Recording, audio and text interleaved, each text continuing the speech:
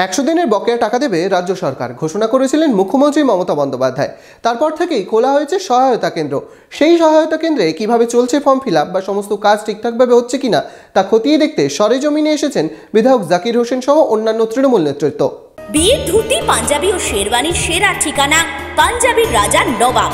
ঠিকানা 28 মুরারিমোহন সেন রোড, খাগড়া, বহরমপুর, মুর্শিদাবাদ।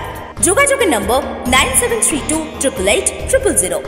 রাজ্যের শ্রমিকদের 100 দিনের বকেয়া টাকা দেওয়ার কথা ঘোষণা করেছেন মুখ্যমন্ত্রী মমতা বন্দ্যোপাধ্যায়।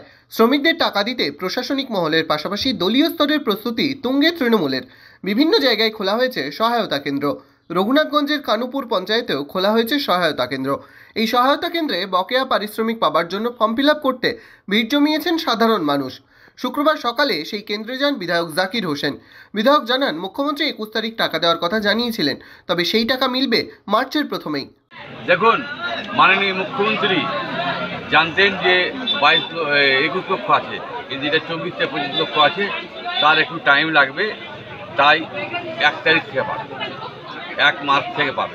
কারণ হলো, আপনারা জানেন সরকারি কাজ যদি সবগুলো না করা যায় তাহলে আপনারা টাকাগুলো ছাড়বে কী করে? ভুলভাল হলে তো আপনারা বলবেন, মিডিয়া ভাইরা, যে আমাদের সরকার নিজে দিয়েও ভুল করছে। তাই একটু টাইম লাগবে এই কাজের জন্য। 1 তারিখ 24-25 লক্ষ লোক মানুষ পাবে, অবশ্যই পাবে। এদিন এই সহায়তা কেন্দ্রে মানুষ লাইনে দাঁড়িয়ে ফর্ম ফিল আপও করেন।